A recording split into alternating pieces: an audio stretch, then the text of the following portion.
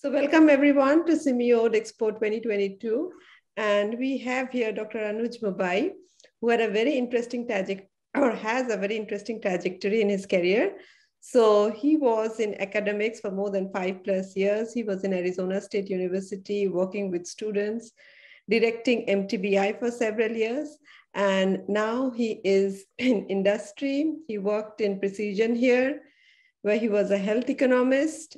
He now calls himself as a health decision analyst, and he has more than 50 publications as of now, and more to come, while he's also working in the public health company from this January, if I know correct the facts, and he is into the real application of mathematics, which we would come to know from him in his talk. Now you can go ahead, Dr. Mubayi.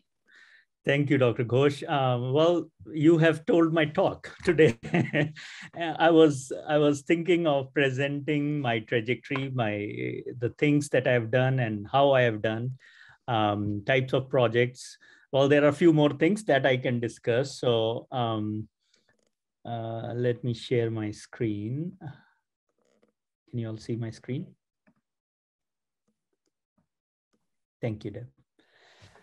So, well, you know, I was thinking what would be the appropriate topic to present. So today I tried to make it non-technical, but I wanted to, it's technical in some sense, but non-technical in some other sense.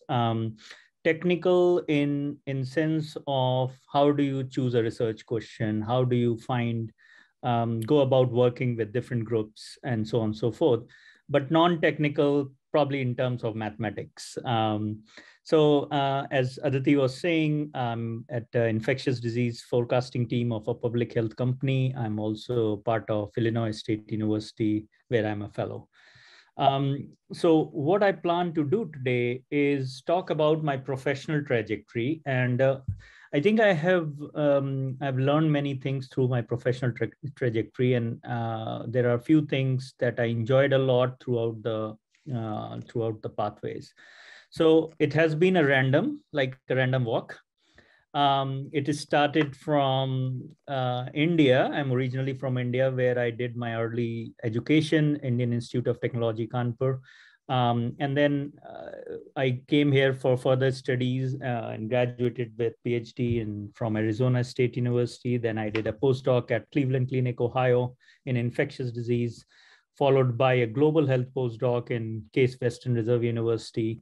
And then faculty positions at Arizona State University, School of Human Evolution and Social Change. I was tenure track faculty there. And then basically I moved to industry, working for Precision HUR, which is in health economics area. Everywhere I was linked with modeling, and finally currently I'm leading an infectious modeling group, forecasting group in public health company.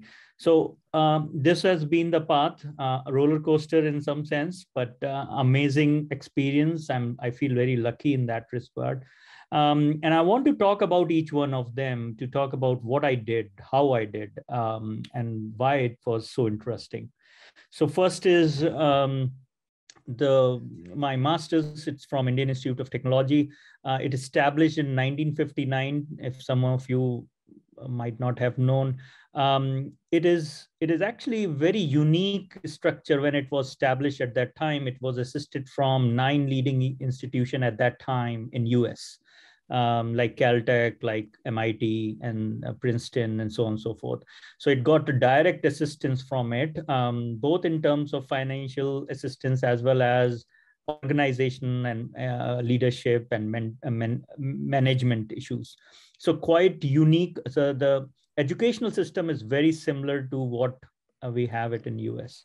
So that was the first exposure I got from that experience, where I did lots of pure analysis work, topology, functional analysis, and so forth, learning those courses early on. And I did one very interesting project at that time, which was sponsored by one of the largest aeronautical company called as HAL India. And there, basically, they were not having at that time technology to build fuselage of helicopters. And basically, our goal was to model the vibrations that occur through the rotor. When the rotor blades run in the helicopters, there's a vibration that gets propagated through the body. And how do you model it? And how do these the places of vibration you can select? And so I used high performance computing, and I used at that time I was using a Fortran 77, Fortran 90 type of languages to model this thing. And eventually we gave the first package. It was very basic in terms of user interface, but it was very useful for them at that point of time to design. And the helicopters that they were building is now called as advanced light helicopters. So then I moved to my PhD. And in the PhD, I looked at alcohol drinking dynamics using mathematical modeling tools. And something that we uniquely modeled at that time was the contextual issues. There was lots of study on alcohol, college alcohol drinking, but there wasn't contextual factors which were built it into these type of models, such as these places where students spend time and mix, such as food court area, such as libraries, such as sports event, fraternity, sorority parties.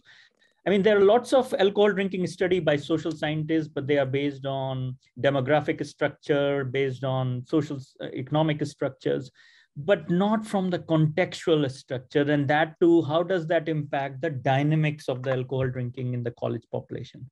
So that was our goal. So we took modeling features, we imitated the models of the campus into a computational model.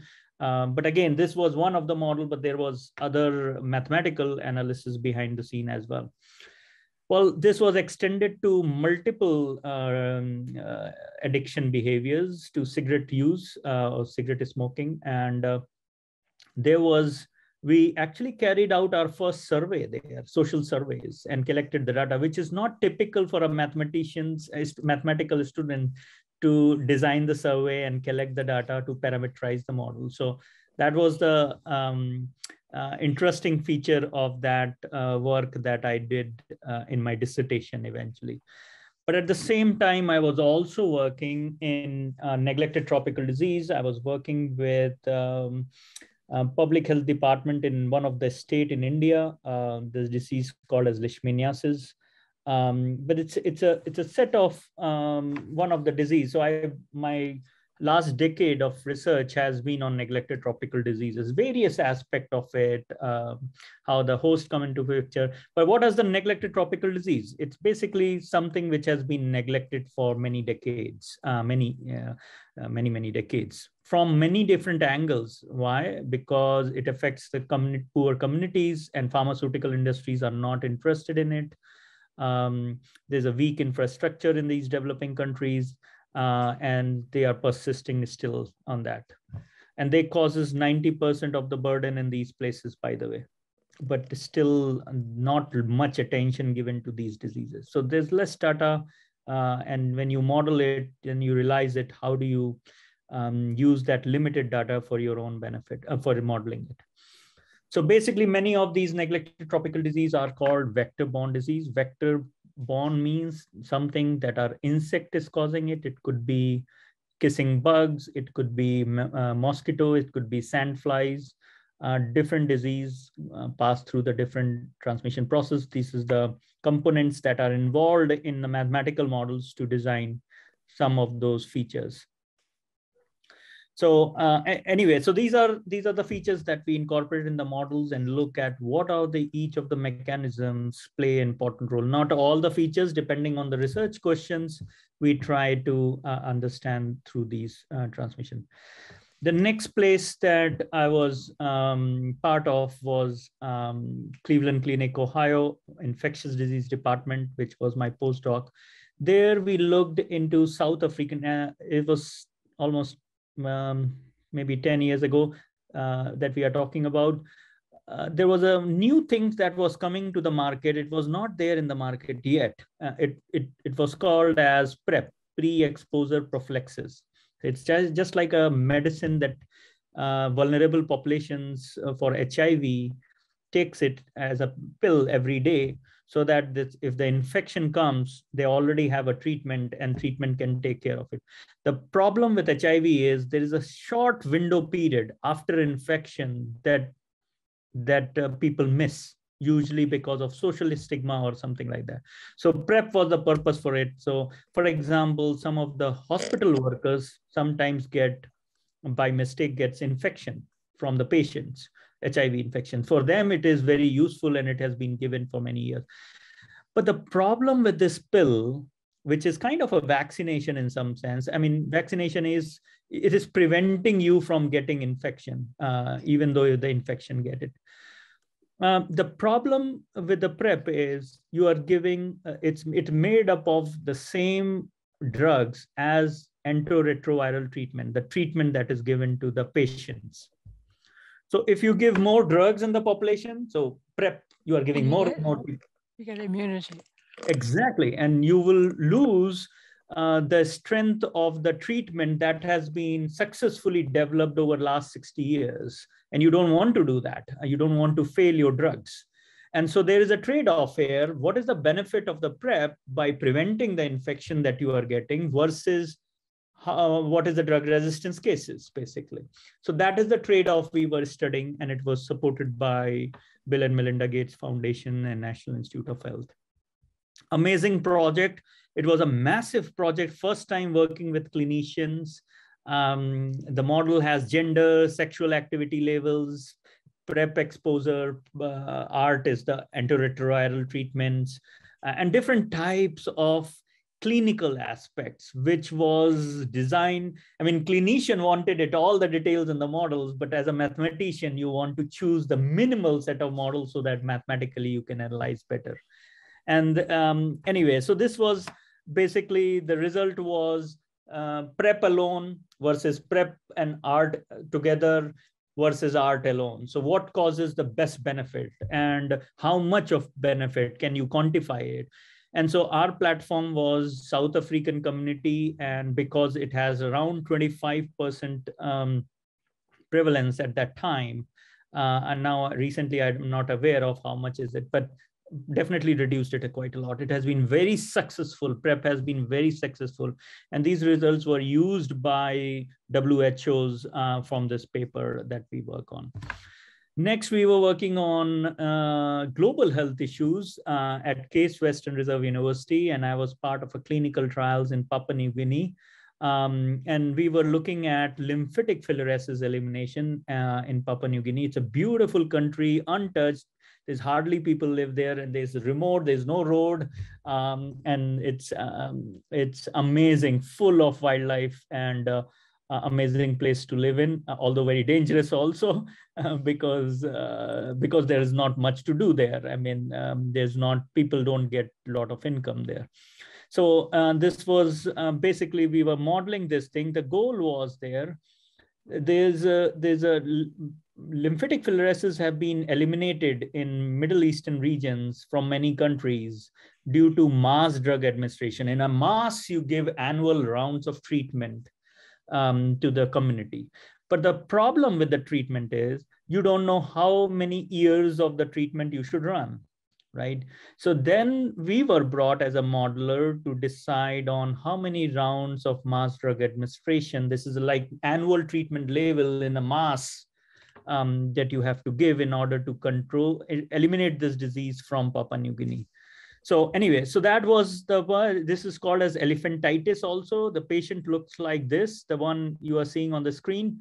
And it's elephant-like legs or extremities, hands or legs or any extremities becomes very, very, very large because lymphatic, it impact your lymphatic systems, and the lymphatic fluids doesn't flow properly, and it get accumulated in extremities. And so, and this disease is spread by mosquitoes, by the way. So this is a Papua New Guinea look like, and this is the place we were there for 6 months. I was there helping the clinical teams with data collection, insect collection, mosquito collections, going to the field site to patient assistance. I was not doing it, but I was a part of the team and assisting it with this. And we talked about many results and practically, and this is the organization which we call it a local health department, which is called Papua New Guinea Institute of Medical Research on the right hand side. The goal, exactly the goal was how many rounds of mass drug administration we should do so that we can eliminate the disease from lymphatic filariasis. Next, I was faculty at Arizona State University. I was assistant professor there. And we work on a number of things, number of research grants. One of the paper that we worked, which was with my students, Bashir. And by the way, I had other collaborators also, Christopher Krebs and Marley Paredes. But this work got a press, very high press. And this was, I was in the faculty position, very new, and we were able to produce amazing results, and it was published in Royal Society preceding journals. Basically, the goal here was why do high school students dropping out? Bashir was a teacher in a high school before joining a PhD position, becoming a PhD student at Arizona State University. And Bashir was a teacher in Chicago Public Health School, one of the Chicago Public Health School. So we carried out social surveys in the high schools, collected the data to parameterize these mathematical models, which became one of the chapter of the dissertation of Bashir, and also publication of this this paper. BBC picked it up, and the goal here was how much is the social structure of the high school student versus parental influences is driving the dropout rate. Okay, how do you trade off between this? When is the each one dominate versus another? And it turns out that social network was key. Even though it is a short period of time that they were spending, these were very young students, 8th, 9th, we were talking 8th grade, 9th grade, we were talking about.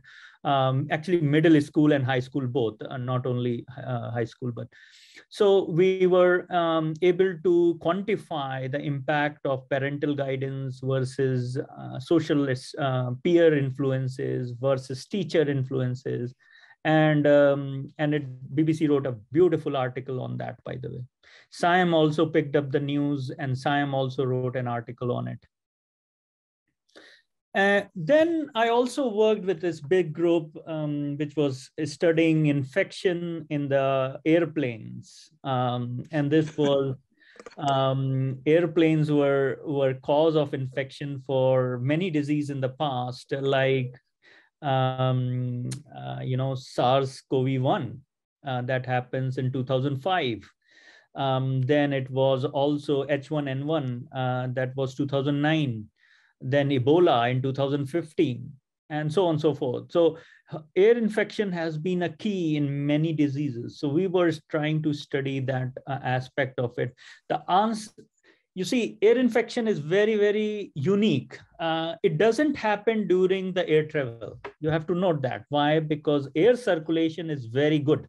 Very, very good air circulation. So disease doesn't spread during the flight, less likely to spread during the flight. When does they spread? It is spread during the boarding and deplaning process. That is the most infection occurs, a possibility of most infection to occur. So this is what we were trying to think about. Delta Airlines, American Airlines boarding policy, Southwest Airlines, they are different. How are these boarding policies are impacting the infection level in the community? So that was the goal of that work. In that place, and we have many series of papers for different disease, different types of interactions of the people. Behavior models are also captured in that amazing work. We have a website called as VIPRA, VIPRA, viral infection through air travel. Please go a chance to look into it. Beautiful work. Still doing it. Lots of work coming in. Now we are taking a camera data from CCTVs and using it in the model to parameterize the action. And it is very useful for COVID outbreak, for example. Next, I will talk about, I worked on a study called as, it was on mass shootings. And this was where our work got published in PLOS One. And it was, this work was so much widely in the press, got into press. And this was about basically role of media in influencing and how much it is influencing of this mass event. So any mass events happens, mass shootings happens, there is lots of news comes into it. How does that impacting the next event in the future? And that was what we were modeling. And it was actually Morgan Freeman. We were in the Morgan Freeman shows through the wormhole. Some of you might have heard about that show. Very nice work, beautiful mathematical modeling, novel work, and it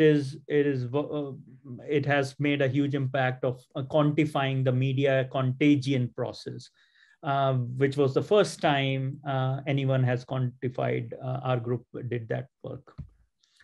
Well, during this process, I was designing course. I did design very interesting course where I have guest speakers. I mean, it was prior to COVID, by the way. So we have guest speakers who were given from different economics, school of economics in Europe, tropical school medicine, Latin America, health departments.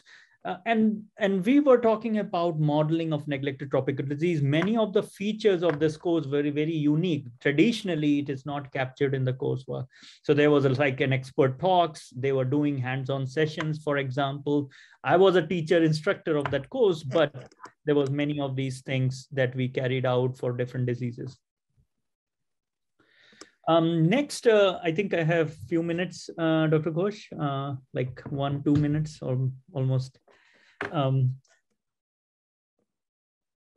You have more than that, Dr. Mubayi. So we have almost 30 more minutes. Oh, 30 more minutes. Okay, Yeah. I was rushing, sorry. Okay, so the next, I was moved to industry, but I continue to work aggressively in the research area, and I've been publishing regularly. The company that I joined was Precision HUR. The field is called as health economics. And the idea is it's something about health and something about economics and combining it together. How do you combine it? So we look at various things. So the COVID was there. Lots of problems that we started to realize in the COVID.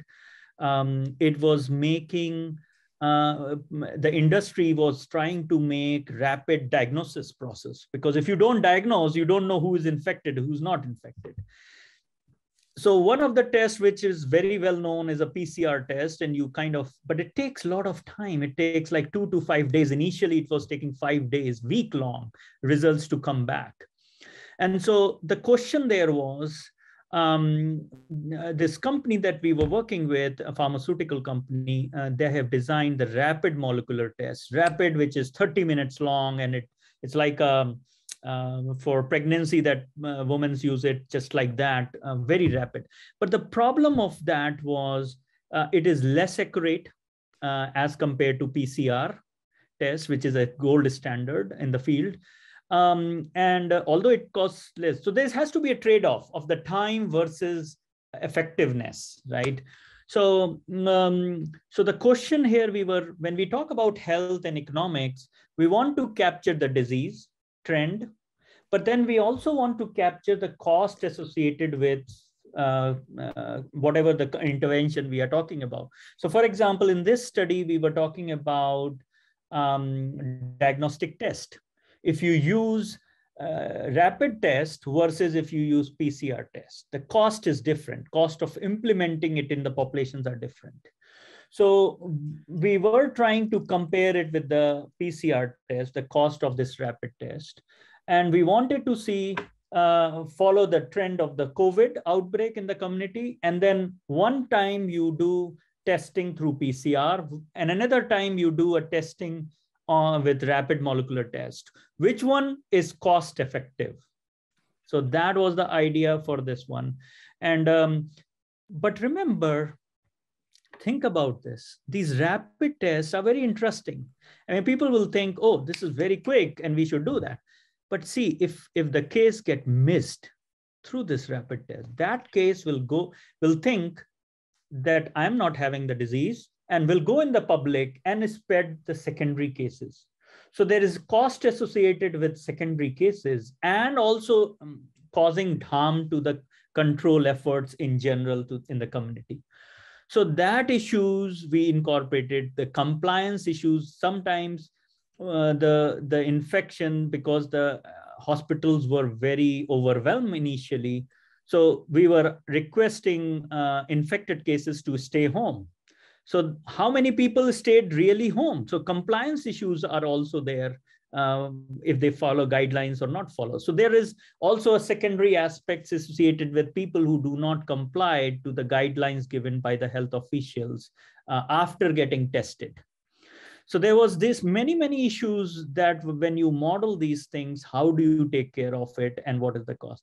So again, we find the final results saying rapid molecular test is very cost effective, very cheaper than using a PCR, provided that that a PCR is taking longer than 1 day. If it is taking less than 1 day, then PCR is definitely good. There's rapid molecular test cannot take care of it. So that was a fantastic result. The quantifying the cost and the threshold behavior in this thing was a unique aspect, and was also this work is still in the publication, is in the process of publications. Also remember, this test are used as for flu-like illness. That means it is, patient will go for testing only once they have a symptoms, right? So the symptoms could be lead to either some other disease, or could lead to COVID, or could lead to maybe influenza. So there is also a problem of multiple diseases when you are diagnosing some of these things. So anyway, so this was very interesting work, practical work, very useful work, and we end up using that one. Now I am in a public health company where I'm leading an infectious disease forecasting team. We are almost 6 people, and we aim to do fantastic work in this understanding the COVID outbreak, for example.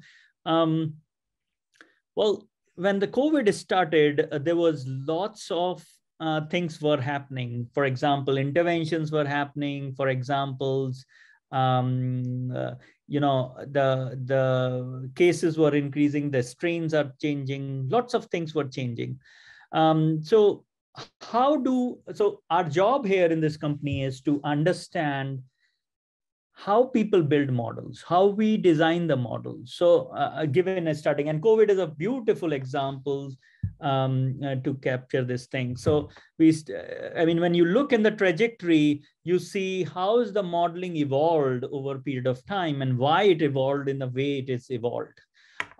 So we are making use of this work, and initially it was simple model, then the people realized super spreading event was happening. Therefore, they realized close contact tracing is very important. So they incorporated contact tracing work into that.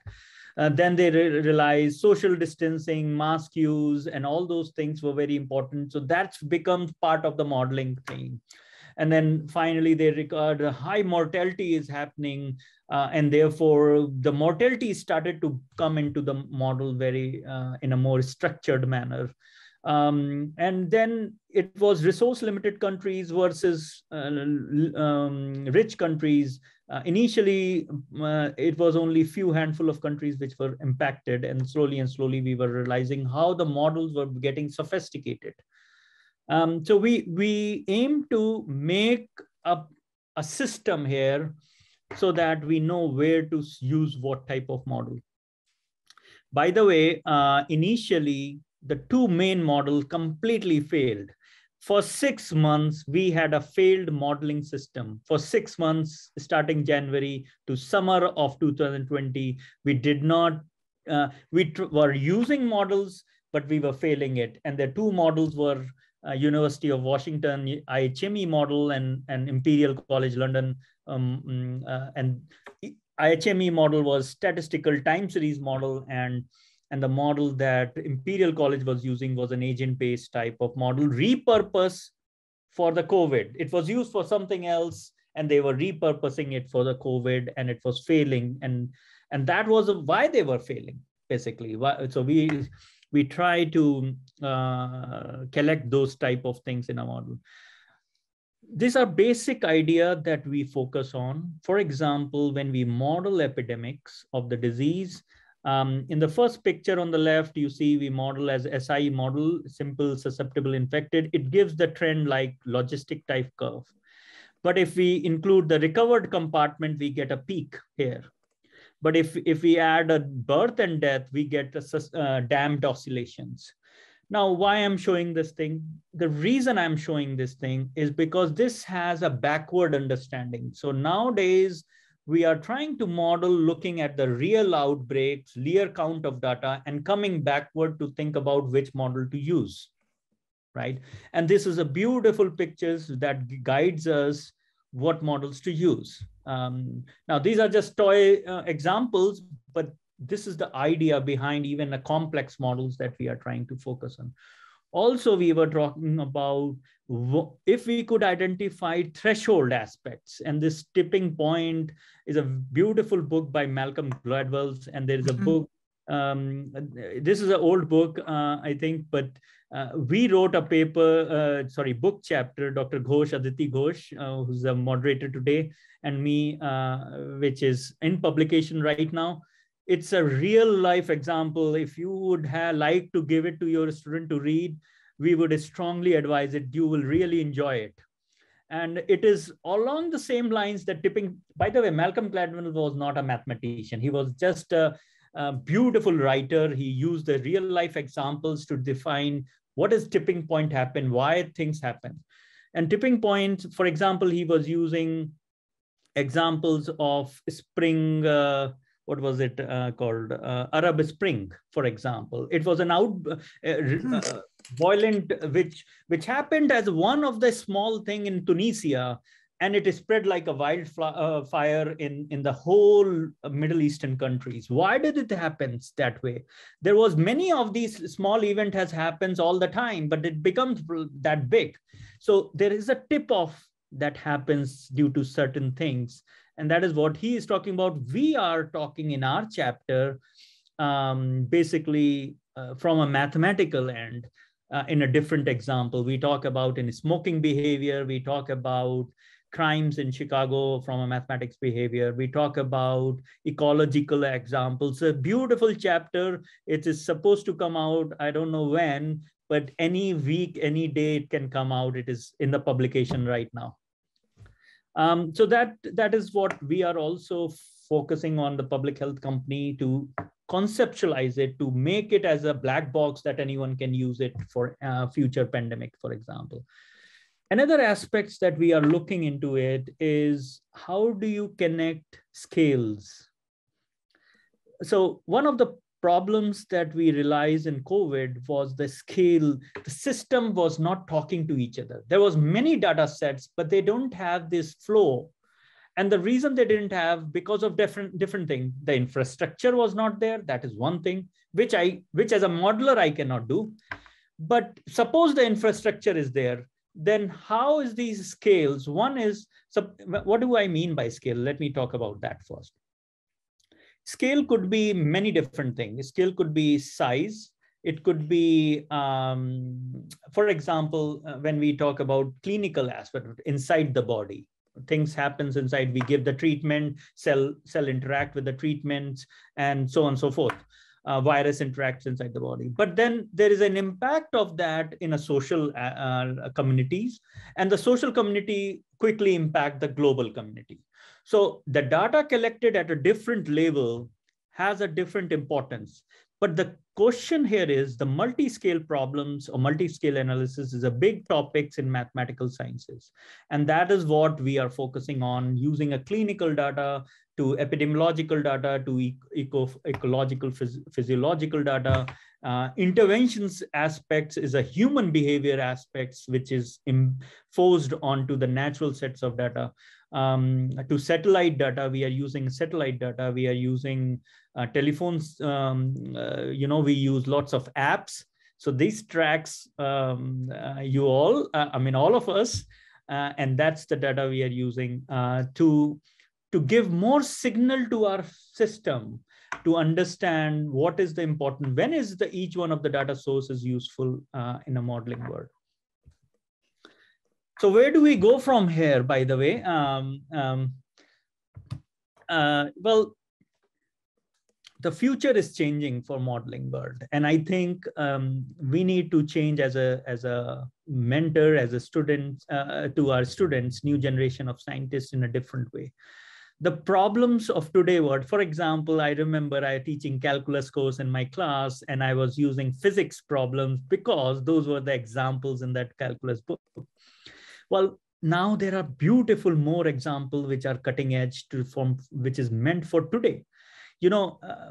Students feel more into those course or more into motivated if they see something in the real life and can see the importance of it in the modeling, mathematics, the courses that they are doing.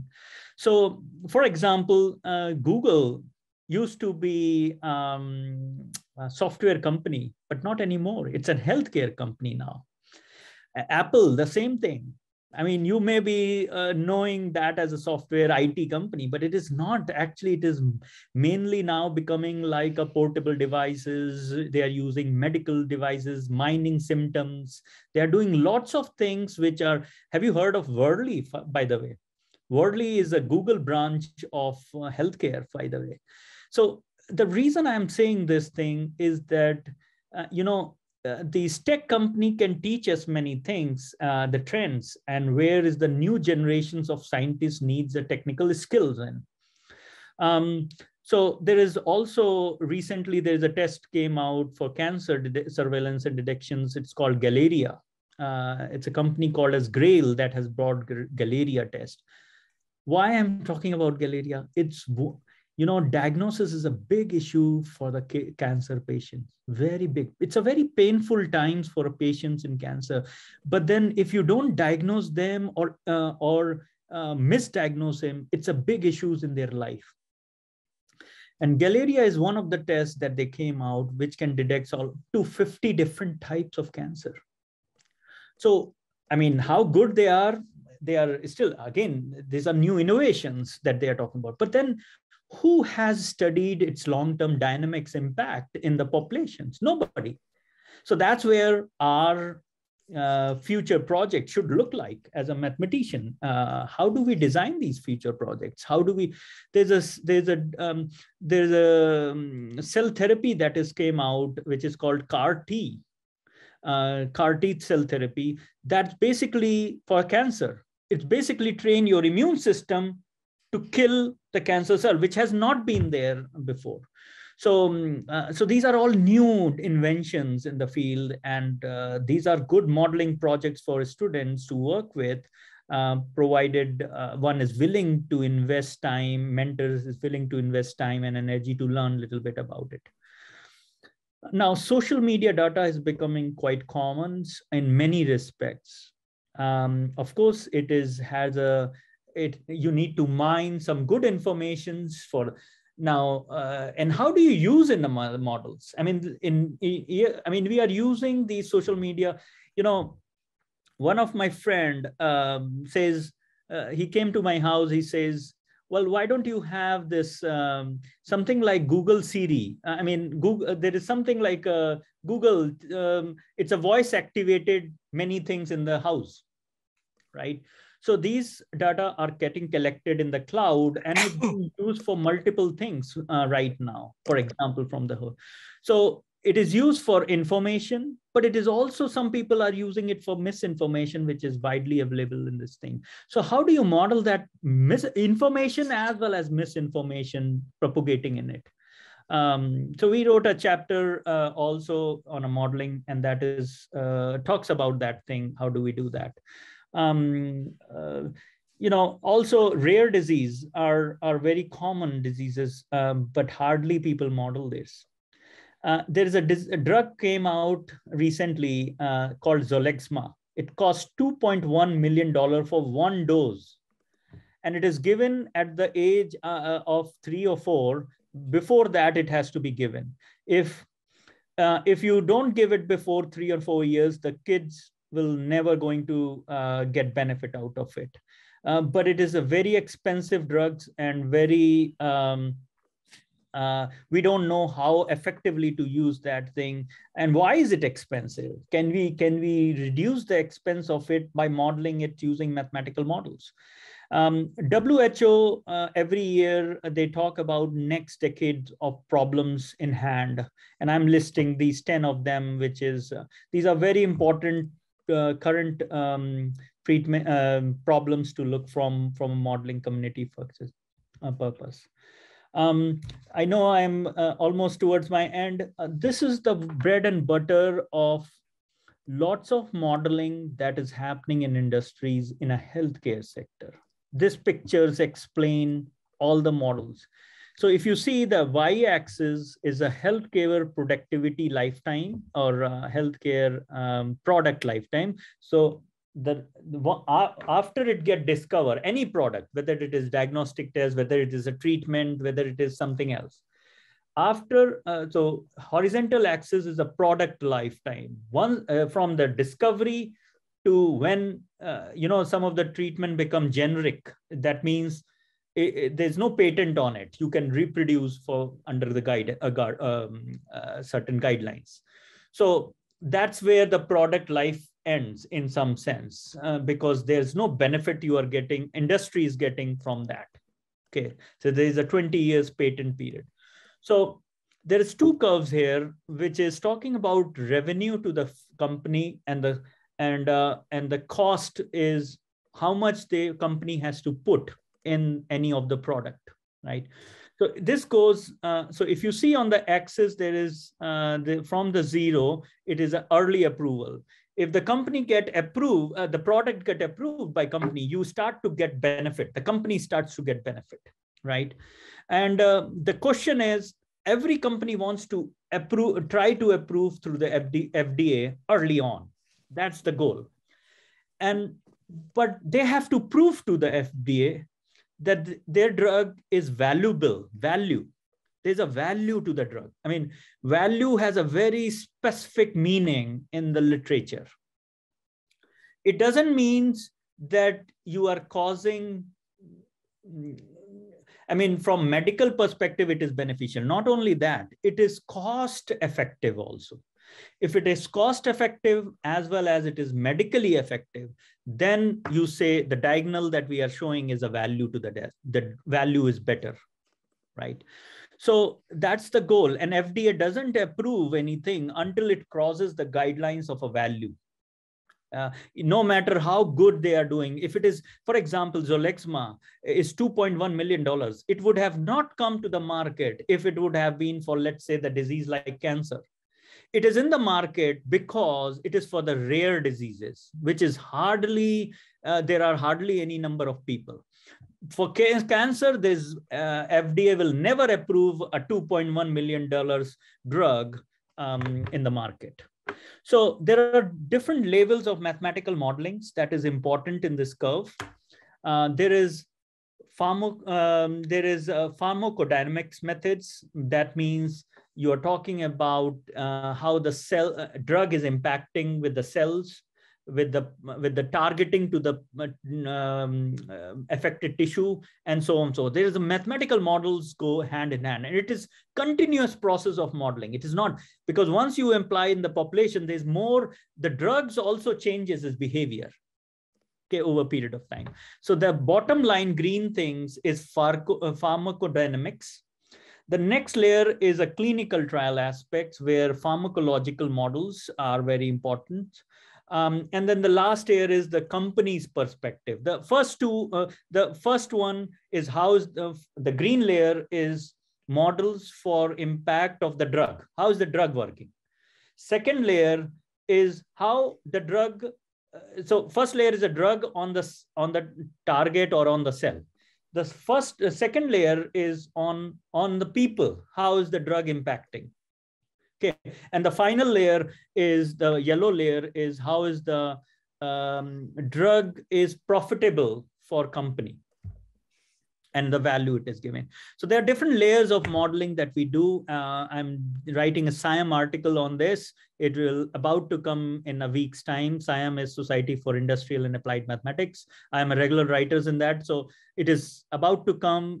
Please check it. It is called Methodological Borrowing and Conceptual Blending. That's the title of the article. Okay, I think this is where I want to stop. I think I'm close to the time, but I have a few more slides if anyone wants interested. I hope I have not bored you all.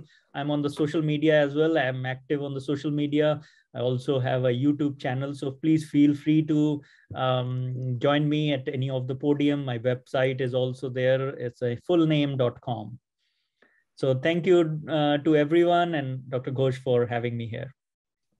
Thank you, Dr. Mubayi. So we would like to invite questions for you, if any. So knowing your interesting trajectory, I have a question for you. So since you have been doing all this kind of work, are you still mentoring students in any form? Or if you do you publish papers with them anymore? Yeah, well, I am right now working on maybe 20 projects different. I've maintained my student network, faculty network, and I've been working with the students, new generations of scientists also coming through my network, including that includes Dr. Ghosh as well. And I've been publishing regularly on various podium, not only in the mathematical modeling community, but also in healthcare, public health fields as well. So Google Scholar will provide you guys a good recent publication list if you are more interested in that area. Anybody else has question? Where is the tipping point article? I missed something somewhere. Where is the tipping point article coming out? It's a part of a book, and it's a book chapter actually. And well, Dr. Ghosh. Publication, yeah, it's a Springer publication for undergraduate research book, and it is still, I mean, it's still under the publication company actually. So we are waiting to hear from them for the publication date. We still know that it's under formatting and all those things. So we do not have a definite date, but once we have it, like I'll kind of email you. I'll have your email then. Yeah. That would be great. I mean, it sounds wonderful. Thank you, Deb. Thank you, Deb. Could you please tell me the name of the book? Okay, it's like FURM, F-U-R-M. I do not remember it exactly, but it is another publication of FURM, undergraduate research. Let me pull it up. Give me a minute. Like. Yeah. In the meantime, actually, I can talk about some things. If you know, many of those. This is very important. I wanted to discuss, but I didn't want to keep it in the main section of my slides. You know, there are many students comes, oh, wow, there's a data, you know, data scientists are needed everywhere. Should I change my field? And this question comes to me from students and I say, okay, well, what I do in my study using dynamical systems, I use partial differential, PDs, ODs, discrete equation, delayed equations, analyze it, bifurcation analysis, stochastic processes. Those are data science aspects. Those are data science actually. And there is a field called as big data, and then there is called as a data science. And data science is a very big field. And our work as a mathematician, that a mathematical modeling work that we have been doing is part of the data science. So it is not same as a big data analysis. Big data is talking about volume, velocity in which the data is coming adaptive. So this is one point I wanted to make. It's very important for students to know that the work that we are doing in applied mathematics related to mathematical modeling, it is a need of a data science. You don't need to change the field or computer science to learn those aspects. I see there are a couple of comments, and so this is Aditi's comments. Okay. Okay. I have a question though. Yes. So how would you advise a student who is who is a graduate student or undergraduate student in the mathematics department? How would you advise him about the opportunities of mathematics in industry? Yeah, so, well, I think it depends on a student also. What is the interest? I think I have never forced a student to work on my research area. If they are interested, they are welcome to work on it. But I think I have also motivated them in their own research area. And it is very difficult for me, because suppose if someone wants to work in cancer, I don't have background in it. And I have to learn a lot more technicality into that in order to work with the students. But this is what I have been following up in my pathways, in my trajectory, to mentoring students in a way that they can shape up their motivation, their interest actually.